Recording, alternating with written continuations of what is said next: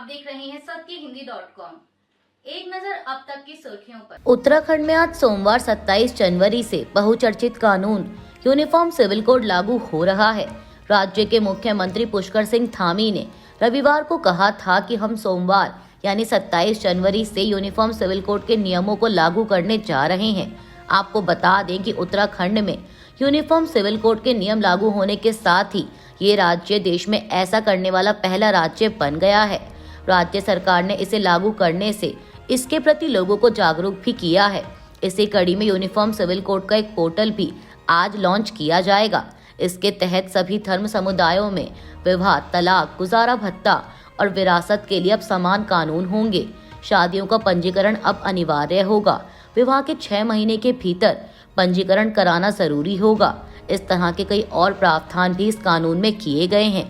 उत्तराखंड के हरिद्वार जिले की खानपुर विधानसभा के निर्दलीय विधायक उमेश कुमार पर हमला करने के आरोप में पूर्व भाजपा विधायक कुंवर प्रणव सिंह चैंपियन को गिरफ्तार कर लिया गया है।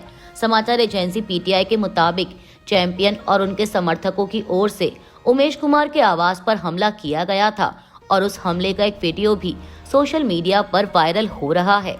वहीं गिरफ्तार किए जाने के बाद पूर्व विधायक कुंवर प्रणव सिंह चैंपियन ने कहा कि यह अन्याय है। हमारे घर के ऊपर उसने आकर गोलियां चलाईं, हमें चैलेंज किया, मेरे स्टाफ को मारा।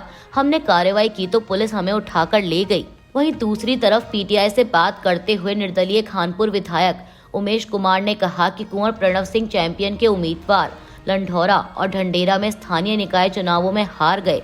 इसके बाद उन्होंने एक सोशल मीडिया पोस्ट में मां के खिलाफ अभद्र शब्दों का इस्तेमाल किया। अब जाहिर सी बात है कि माँ बाप पर बात आती है तो कोई भी बोलता है। निर्दलीय विधायक उमेश ने आगे कहा कि आज दिन में वह 50 लोगों के साथ आए और इन्होंने जानलेवा हमला किया और 100 राउंड से ज्यादा गोलियां चलाई। मैंने एक मौजूदा विधायक पर ऐसा हमला नहीं देखा है। आम आदमी पार्टी प्रमुख अरविंद केजरीवाल ने रविवार को घोषणा की कि अगर पार्टी 5 फरवरी को दिल्ली में होने वाले विधानसभा चुनाव जीत जाती है तो मनीष सिसोदिया फिर से उप मुख्यमंत्री की भूमिका निभाएंगे। केजरीवाल ने जंगपुरा निर्वाचन क्षेत्र में एक जनसभा के दौरान यह घोषणा की, जहां से इस बार सिसोदिया चुनाव लड़ रहे हैं। केजरीवाल ने उपस्थित लोगों से सिसोदिया को जिताने का आग्रह करते हुए कहा कि वह सरकार में उप मुख्यमंत्री बनेंगे और उनके साथ आप सभी भी उप मुख्यमंत्री बनेंगे। त्रिपुरा के उनाकोटी जिले में गणतंत्र दिवस के दिन भारत बांग्लादेश की सीमा पर कथित हमले का मामला सामने आया है। भारतीय क्षेत्र में सीमा रेखा के पास 2 भारतीय किसानों पर बांग्लादेशी नागरिकों ने कथित हमले किए।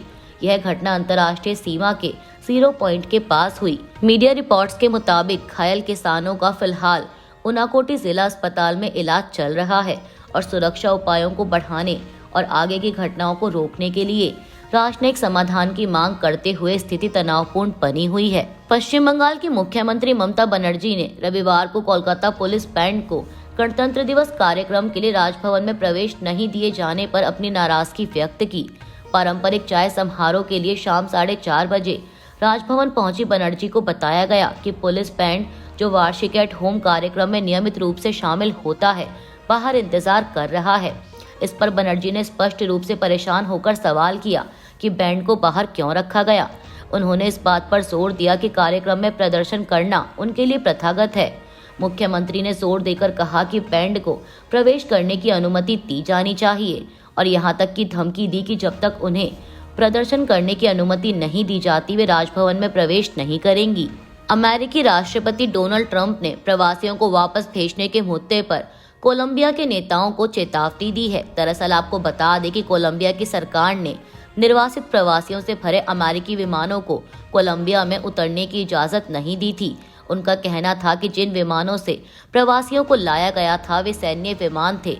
कोलंबिया के राष्ट्रपति पेट्रो ने कहा था कि वह अपने नागरिकों को सिविल विमानों से लाने पर स्वीकार करेंगे। उनके साथ अपराधियों जैसा व्यवहार नहीं किया जाना चाहिए। प्रवासियों को सम्मान और गरिमा के साथ वापस भेजा जाना चाहिए।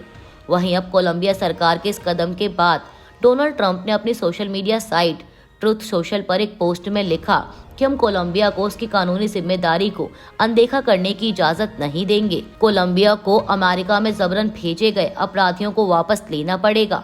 ट्रंप ने कहा कि अमेरिका कोलंबिया के अधिकारियों की यात्रा पर प्रतिबंध लगाएगा और तत्काल उनका वीजा रद्द किया जाएगा। यह प्रतिबंध कोलंबिया के साथ साथ उसके सहयोगियों और समर्थकों पर भी लागू होंगे।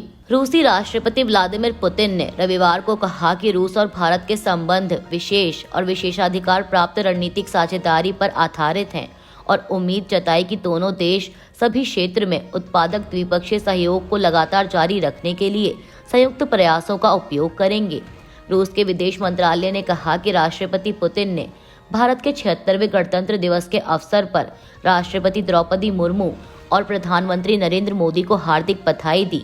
उन्होंने कहा कि रूस और भारत के संबंध विशेष और विशेषाधिकार प्राप्त रणनीतिक साझेदारी पर आधारित हैं। मुझे विश्वास है कि हम सभी क्षेत्रों में उत्पादक द्विपक्षीय सहयोग को लगातार जारी रखने के लिए संयुक्त प्रयासों का उपयोग करेंगे, साथ ही अंतर्राष्ट्रीय मामलों में रचनात्मक बातचीत भी करेंगे। उत्तरी गजा में लोगों को लौटने देने के बदले हमास इसराइल के 6 और बंधकों को रिहा करेगा। इसराइल के प्रधानमंत्री बेंजामिन नेतन्याहू ने कहा है कि इस सप्ताह हमास इसराइल के 6 और बंधकों को रिहा करेगा और सोमवार से उत्तरी गजा के लोगों को उनके घरों में वापस जाने दिया जाएगा। इन रिहा किए जाने वाले बंधकों में एक आम नागरिक अरबेल येहूद भी शामिल हैं।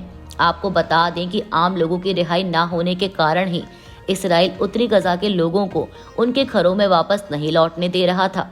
लेबनान के स्वास्थ्य मंत्रालय ने कहा है कि दक्षिणी लेबनान में इस्राएली सैनिकों के हमलों में 22 लोगों की मौत हुई है और 124 लोग घायल हुए हैं। स्वास्थ्य मंत्रालय ने कहा कि इलाके से हिजबुल्लाह के चले जाने और इस्राएली सैनिकों की वापसी की समय सीमा पूरा होने के बाद भी इस्राएली सैनिक वहां पर मौजूद हैं। मंत्रालय का कहना है कि इस्राएल के कब्जे वाले इलाके में जाने की कोशिश कर रहे आम लोगों पर इस्राएली सैनिकों ने हमला किया और मारे जाने वाले लोगों में महिलाएं भी शामिल हैं। इसके अलावा घायल हुए लोगों में महिलाएं, बच्चे और एक स्वास्थ्य कर्मी शामिल है। वहीं इस्राएली सेना ने कहा है कि उसने चेतावनी के तौर पर कुछ इलाकों में गोलियां चलाई थीं। फायरिंग में लोग घायल हुए हैं या नहीं, इस बारे में इस्राएली सेना ने अलग से जानकारी नहीं दी। दरअसल इस्राएल का कहना है कि हिजबुल्लाह के साथ हुए युद्धविराम समझौते को अभी पूरी तरह से लागू नहीं किया गया है।